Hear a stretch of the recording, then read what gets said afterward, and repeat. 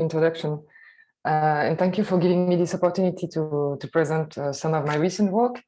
So as you mentioned, today I'm going to talk about one neutron knockout reactions, and especially the sensitivity to the nuclear structure of the projectile, and also the influence of dynamical effects on this observable. So all this work is done with my former PhD advisor, Pierre Capel, from the Johannes Gutenberg University Mainz. So let me start by maybe reminding the big picture here. So the main goal of using this reaction theory is to study unstable nuclei, and having a precise knowledge of this nuclei is actually crucial to understand how the matter is formed in the stars, but also to understand the nuclear structure in general. So here you have the nuclear chart. The red area corresponds to all the isotopes that have already been detected. And the dark yellow area corresponds to the isotope that EFRIB will be able to detect and measure. So I think it's a very exciting time now, because all this new part of the nuclear chart will be revealed or unrevealed. And so we will be able to know way more about nuclear structure far from stability. So in this talk, I will focus mainly on the bottom of the nuclear chart. So on the light neutron-rich sector, you have a zoom here, and I will talk about halo nuclei. So halo nuclei are nuclei located close to the drip line, which exhibit a very large matter radius, and it's due to the presence of one or two nucleons that is so loosely bound that it is tunneled out far from the rest of the nucleons. And so these nuclei are usually modeled as a compact core with one or two nucleons in the halo. And I will more precisely focus on beryllium-11, which is seen as a beryllium-10 compact core with one neutron in the halo, which is extremely loosely bound, so by 500 keV, and carbon-15, which is also one neutron halo, seen as a carbon-14 compact core with a halo neutron. It's a bit more bound, but still extremely loosely bound. So these nuclei are very short-lived, so we cannot study them through direct techniques, and they are often studied through reaction processes. And as my title says, I have focused in this work on one neutron knockout reactions. So this reaction corresponds to the dissociation of a projectile into its constituent, and it's an inclusive measurement, meaning that only the charged particles to the core is measured after the reaction. So for halo nuclei, these reactions are very convenient because you have high statistics, since the core and the neutron are very loosely bound, so they can easily break. And also the neutron is not detected in coincidence with the core, so you have higher detection efficiency. And for nuclei, this reaction actually reveals some interesting information. So here you have the typical knockout observable, which is the momentum distribution of the core after the one neutron knockout. So this black square corresponds to the distribution of beryllium-10 after the one neutron knockout. And the white square corresponds to the distribution of carbon-14 after the one neutron knockout on carbon-15. And since these reactions are measured at pretty high energy, so between 60 and 100 MeV per nucleon, you can assume that it's very sudden, and so the distribution of the core that you measure after the collision actually gives you an information about the distribution of the core that the core had inside the nucleus, so inside the projectile. And so by combining this sudden approximation with the uncertainty principle, you can actually deduce information about the size of the nucleus just by looking at the width of this distribution. So a narrow distribution will correspond to a very spatially extended nucleus.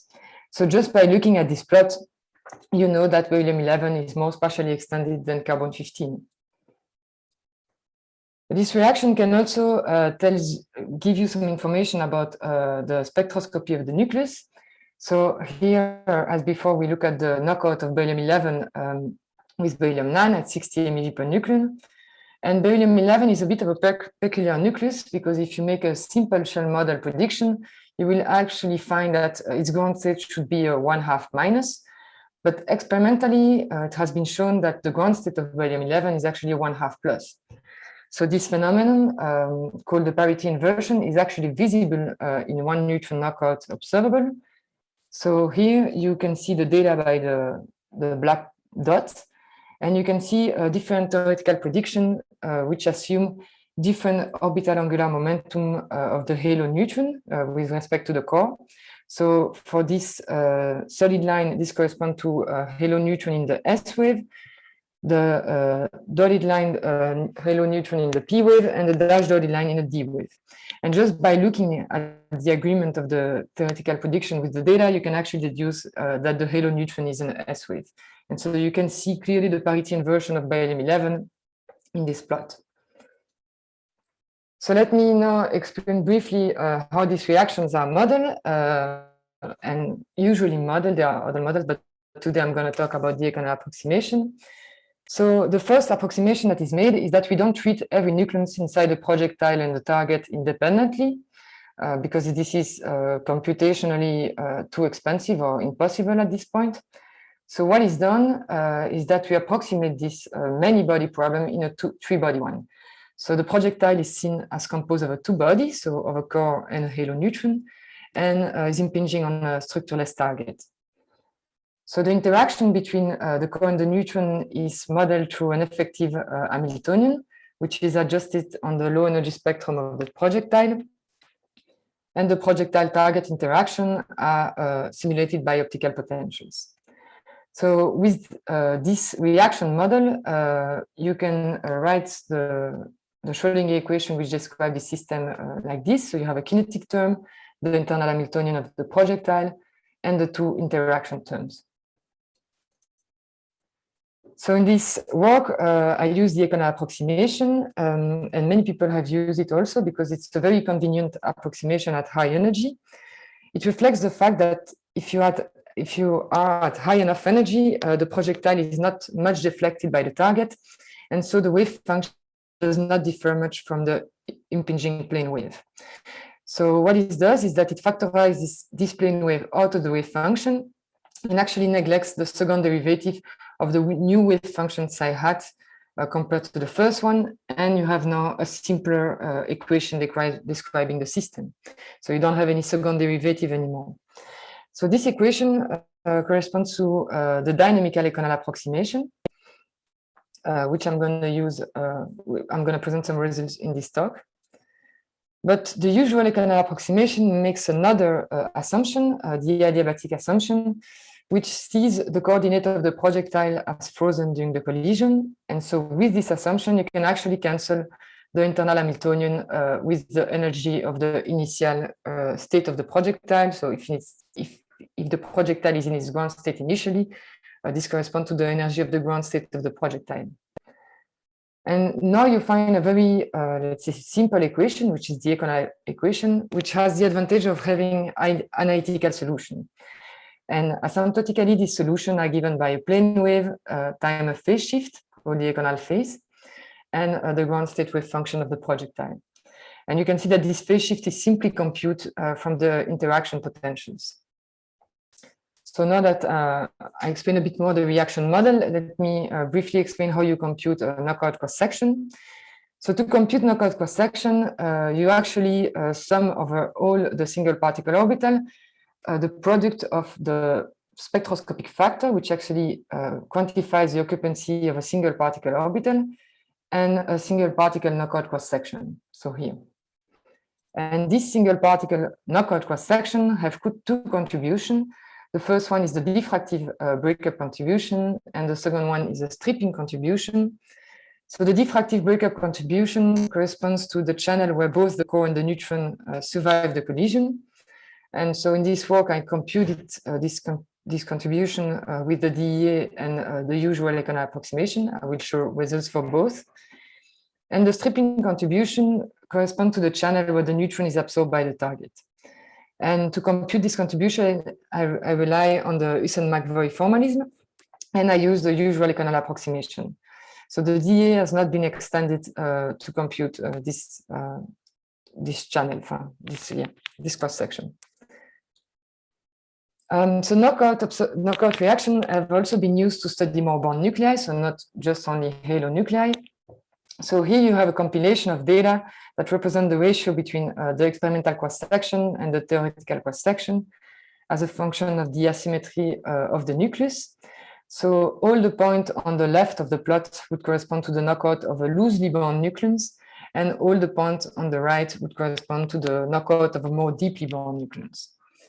And so to obtain this plot, what Tostavini and Gad did, they use a shell model spectroscopic factor and some single particle knockout cross-section computed at the usual Econal approximation. And so you can clearly see that this ratio is strongly dependent on the asymmetry of the nucleus.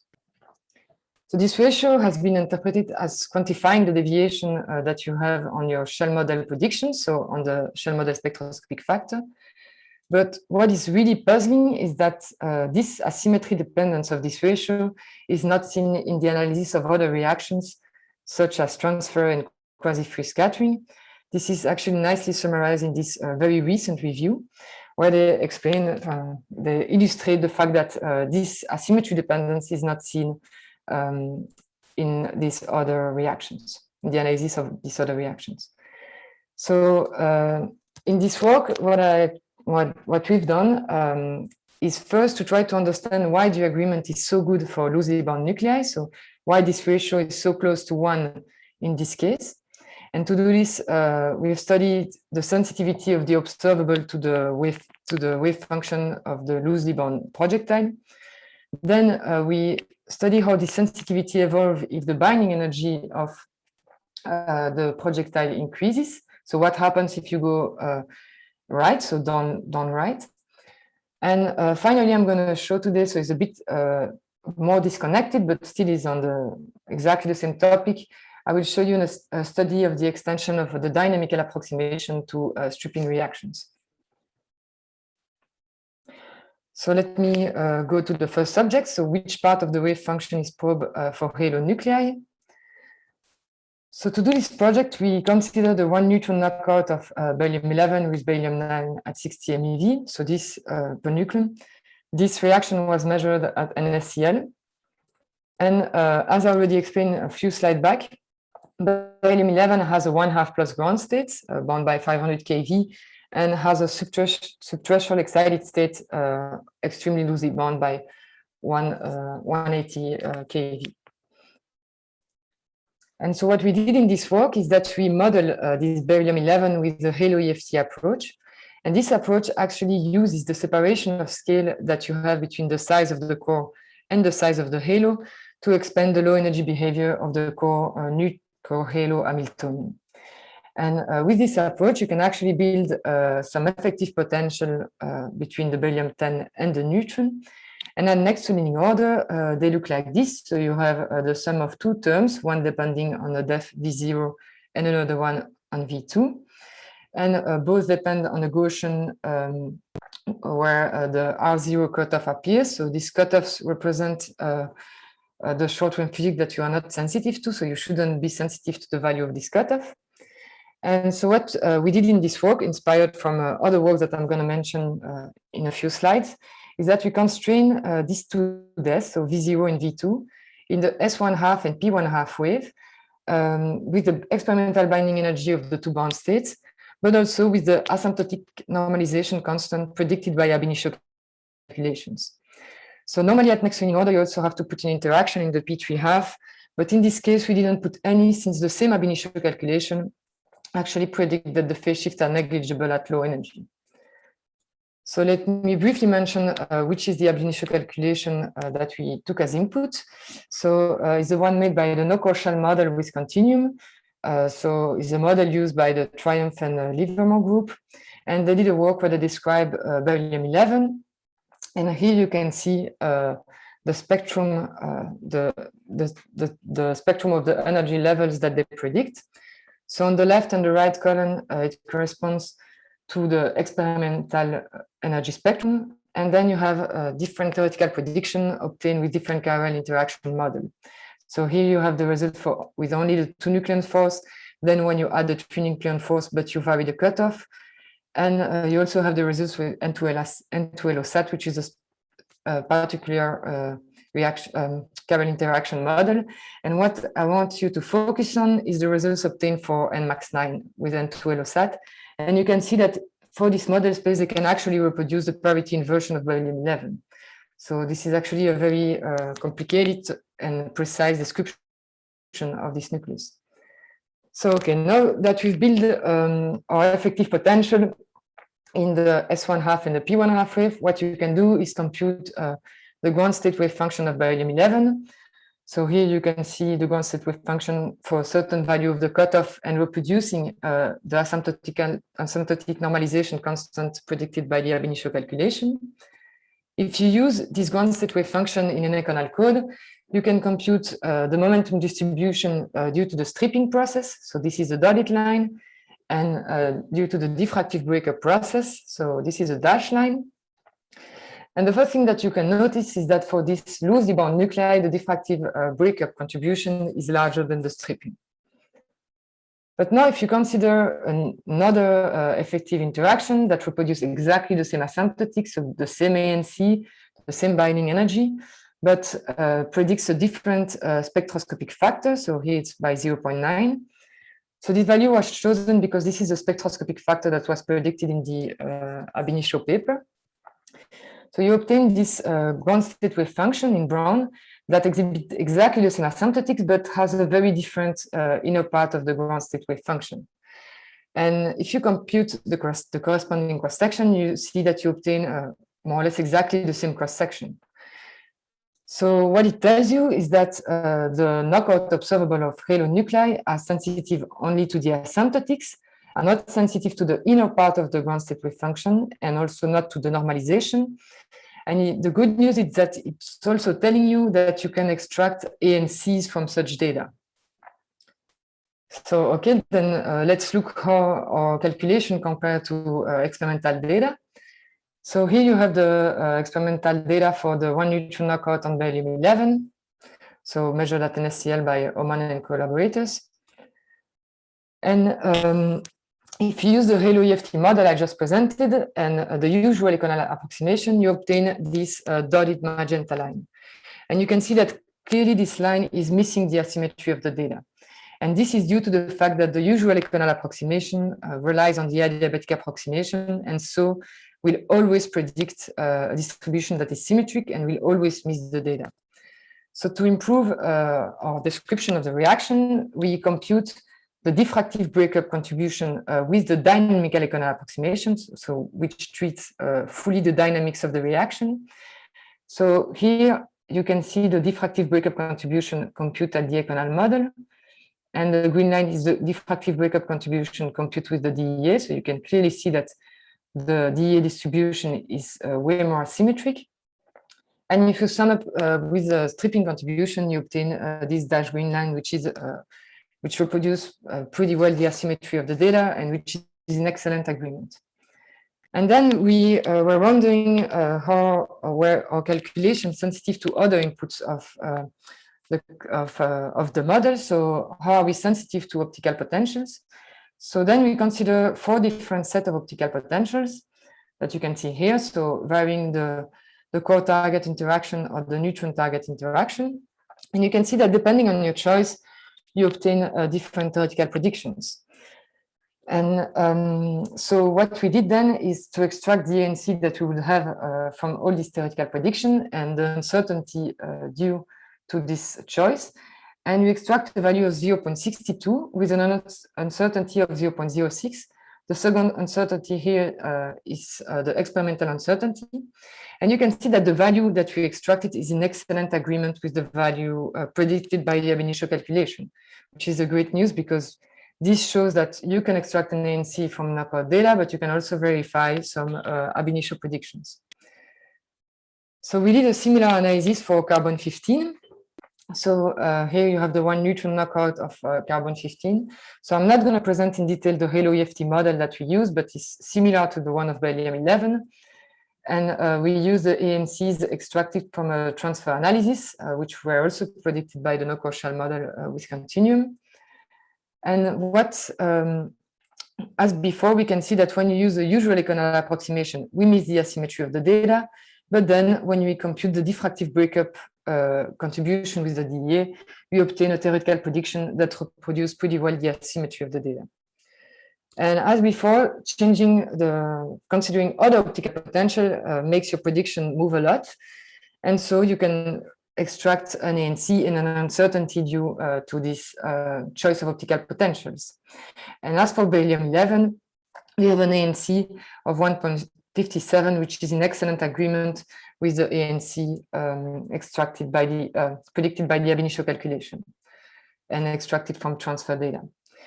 So that's actually a great news because it shows that you can use halo EFT analysis, halo EFT description of halo nuclei to actually analyze reaction data, so knockout data.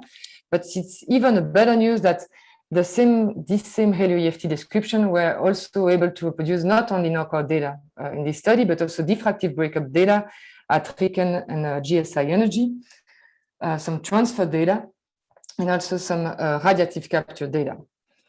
So this actually goes in the line of many works before this one and reach the same conclusions. So this halo EFT description is pretty accurate to describe all these peripheral reactions. So to sum up, I've shown you that knockout reactions of loosely bound nuclei are mainly peripheral, so you're probing only the asymptotics of the ground state wave function. That the halo EFT approach bridges pretty efficiently ab initio prediction reaction theory. So this is a great tool to actually extract some ANC from data, but also to verify some ab initio predictions. And to come back to the plot of Tostevin and Grad, so the good agreement that is observed for loosely bound nuclei is probably not due to the fact that the spectroscopic factor is well estimated, because I've shown you that we are not sensitive to this spectroscopic factor, but is most likely due to the fact that they use a fair value for the ANC in the analysis. So they reproduce well the asymptotics of this nuclei in the analysis.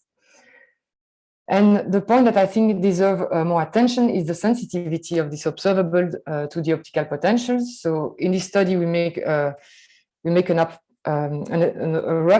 estimation of this sensitivity, but I think it could benefit for a more systematic study. So now I'm going to explain how this sensitivity evolves when you have a projectile that is more bound. So what happens when you go down and right? And I think this subject is very nice to present it here because it was actually, the idea of this study was actually suggested last year by Daniel Bazin and Filomena Nunes during the seminar of Pierre Capel. They were suggesting that we extend this study to more deeply bound projectiles, so I'm happy to report the progress that we have done on that.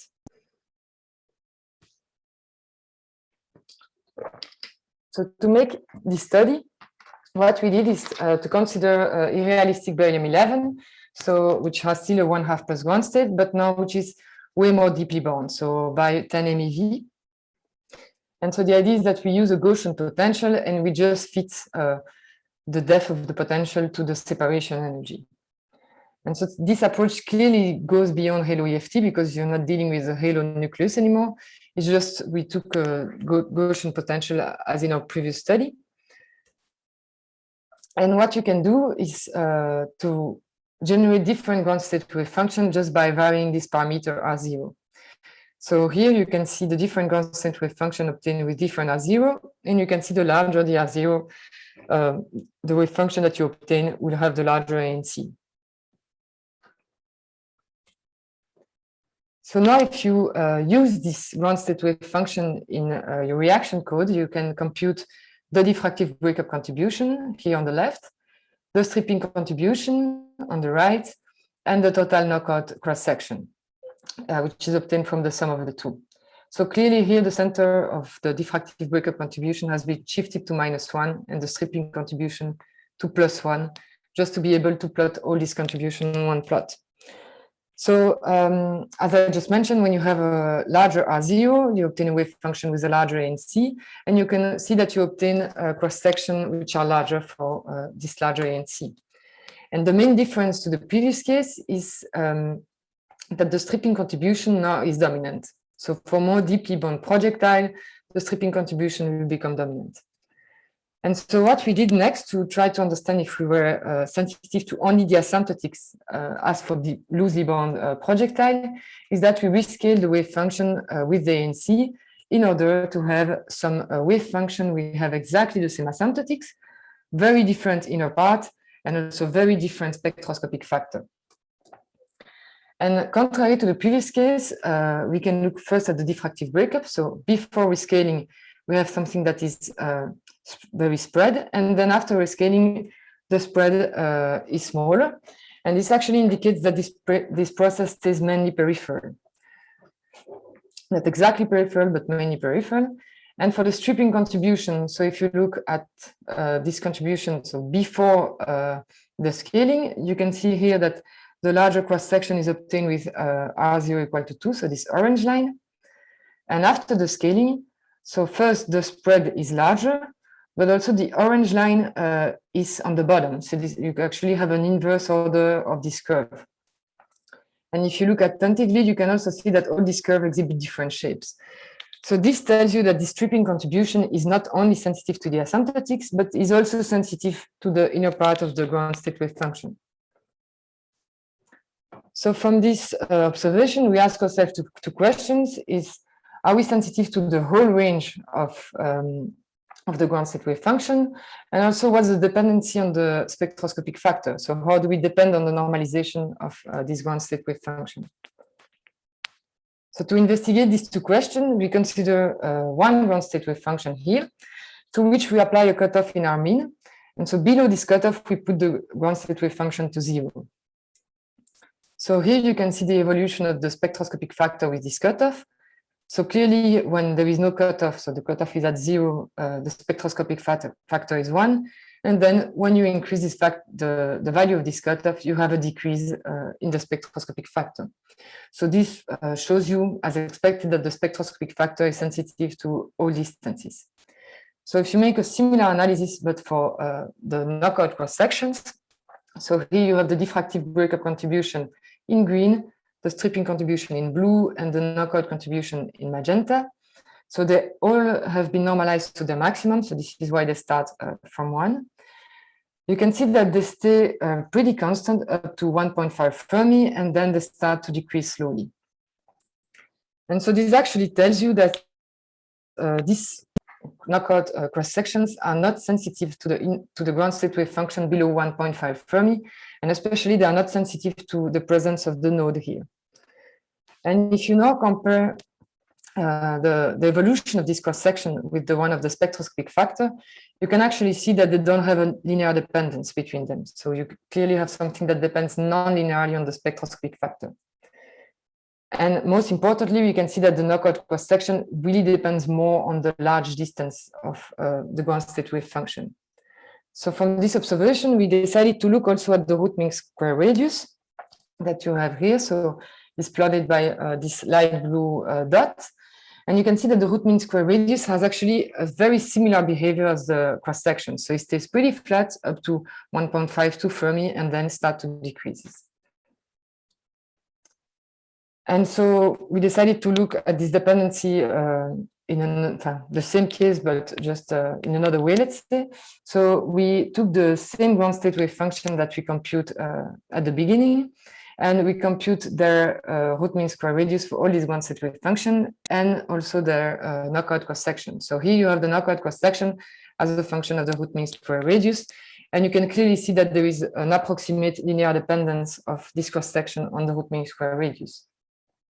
And actually, we are not the first one to see this dependence. This was already mentioned in the paper of Gad and Tostevin from 2008.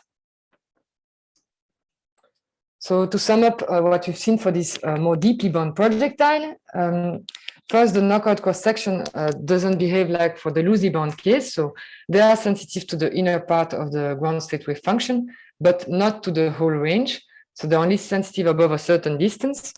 And we have seen that the dependency of this cross-section on the spectroscopic factor seems to be nonlinear, but there is an approximate linear dependence on the root mean square radius. And so to come back to the plot of Gad and Tostevin, so this study actually doesn't explain why there is a strong reduction of the experiment to theory ratio. But I think there are many other aspects that should be studied, and more precisely, the few body model of reaction should be improved. So I'm citing here two different ways of doing that, but I guess there are others. So the first one would be to include some co-excitation in the model. So in this paper where they use intranuclear cascade approach, they show that this mechanism involving co-excitation are pretty important in knockout reactions. So the idea would be maybe to extend the Econal approximation to include this co-excitation as it was done in XCDCC. And the second main part that I'm seeing is to include a dynamical effect in the stripping channel. So in the paper of this PRL, they actually show that when the dynamical effects are well taken into account, it actually improves a lot the agreement with the data. And so this could be done following a similar idea of what has been done with the transfer to the continuum. So this leads me to the third part of this presentation. So a study of the extension of the dynamical Econal approximation to stripping reactions. So to do this, we based our idea on the Econal reaction theory. So the idea of the Econal reaction theory is actually not really an Econal model, it's actually just telling you that is an approximation which treats short-range interactions adiabatically while keeping the dynamical treatment of long-range interaction. So this was proposed by Yairo and collaborators in 2012. And if you apply such an idea, so just treating the short-range interaction adiabatically to an Econal-based model, such as Econal CDCC, you can actually factorize your S matrix as a neutron target S matrix and a core target X matrix, which includes some dynamical effects. So this factorization of the S matrix is very interesting because with this factorization, you can easily use the Hussen-McVoy formalism and compute stripping observables. So Yairo and collaborators have actually obtained very encouraging results for the integrated breakup cross-section. They show that this approximation, so this ERT approximation, has less than 5% error for the diffractive breakup of halo nuclei on light and heavy targets. So what we did is that we apply this approximation to the DEA, and we studied two variants of this approximation. The first one is to treat the nuclear core target interaction with the ERT. So you have a factorization that looks this way. So you have a S matrix that depends only on the nuclear core target interaction, and then a S matrix which includes dynamical effects due to the neutron target interaction and the Coulomb repulsion between the core and the target. And the second variance that we study, which is of most interest here, because this is the one that could allows us to use the Hussen-McVoy formalism, is to treat the neutron target interaction adiabatically. And so you have a factorization of the S matrix in an Econal S matrix for the neutron target and a S matrix which would be computed with the DEA, so including all the dynamical effects due to the core target interaction. So we also compare the full DEA calculation to this ERT approach, and we also find this was also encouraging. And the next step that we look at is this ERT approximation accurate for energy and momentum distribution? So for more differential observables.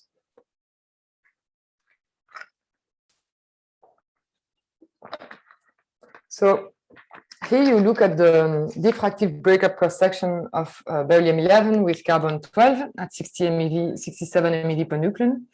On the left, you have the energy distribution of the breakup. So you have the breakup as a function of the energy between the beryllium-10 and the neutron after dissociation.